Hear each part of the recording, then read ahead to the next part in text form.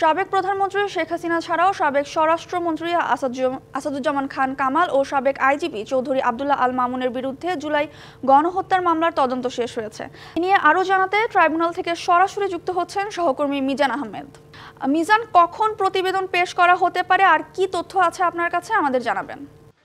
তাসনিম, যেমনটি আপনি দর্শকদের জানাচ্ছিলেন, জুলাই আগস্ট গণহত্যার যে পৈশাচিকতা এবং সেই বিষয়ে তদন্ত কার্যক্রমের চূড়ান্ত পরিণতির খবরটি কিন্তু আজকে আন্তর্জাতিক অপরাধ ট্রাইব্যুনালের চিফ প্রসিকিউটর গণমাধ্যম কর্মীদের কাছে জানাবেন এবং সেক্ষেত্রে এই তদন্তে তাদের কি কি ফাইন্ডিংস সেই বিষয়গুলো আমরা জানব।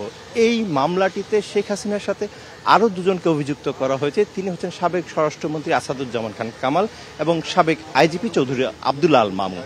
এই তিনজনের বিরুদ্ধে ইতিমধ্যে ট্রাইব্যুনাল যে তথ্যটি আমাদের জানিয়েছে সেটি হচ্ছে যে তিনজনের বিরুদ্ধেই সুপিরিয়র কমান্ড রেসপন্সিবিলিটি নিয়ে আসা হয়েছে। RICL TMX, যুগের পর যুগ স্থাপনা থাকে মজবুত।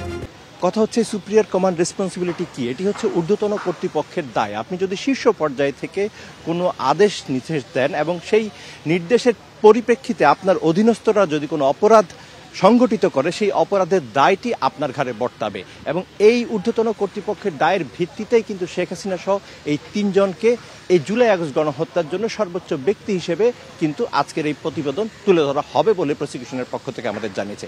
পাশাপাশি চিফ প্রসিকিউটর যখন এই তথ্যগুলো আমাদের জানাবেন, আমরা গণমাধ্যম কর্মীরা হয়তো তার কাছে জানতে চাবো, কারণ আপনি জানেন যে ইতিমধ্যে আন্তর্জাতিক অপরাধ ট্রাইব্যুনাল 2 গঠনের সিদ্ধান্ত নেওয়া হয়েছে, সেখানে বিচারপতি চূড়ান্ত করা হয়েছে। অতএব তাদের যে বিচারিক কাঠামো এবং সেই কাঠামোগত বিষয়গুলো নিয়ে সবশেষ অগ্রগতির কী তথ্য রয়েছে সেটিও আমরা জানতে পারবো। পাশাপাশি আজকে কিন্তু শাপলা চত্বর যে গণহত্যা মামলা রয়েছে, শাপলা চত্বর সেই গণহত্যা মামলায় তৎকালীন সময়ের যে স্বরাষ্ট্র প্রতিমন্ত্রী শামসুল হক টুকু, সাবেক সেনা কর্মকর্তা জিয়াউল আহসান সহ আরও বেশ কয়েকজনকে কিন্তু আন্তর্জাতিক অপরাধ ট্রাইব্যুনালে হাজির করা হবে। তো এই ছিল আন্তর্জাতিক অপরাধ ট্রাইব্যুনালের বিচারিক কার্যক্রম নিয়ে সবশেষ তথ্য। ফিরে যাচ্ছি স্টুডিওতে। তাসনিম, আপনার কাছে। আমাদের সাথে যুক্ত হওয়ার জন্য